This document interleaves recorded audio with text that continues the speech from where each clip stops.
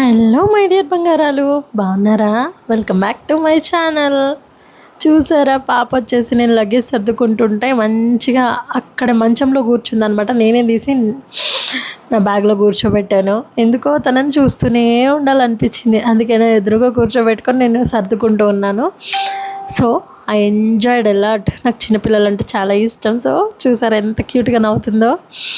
ఇంకా ఈ వీడియోని నేను అసలు ఎలా ఎంజాయ్ చేశాను అనేది డైరెక్ట్ వినండి మీరే. ఓకేనా? నచ్చితే సబ్స్క్రైబ్ చేసుకోండి. ఉంటాను. బొట్టు చూడు, అద్దరిపోయింది. అద్దరిపోయే బొట్టు చిలకమ్మ చిన్నయంగా.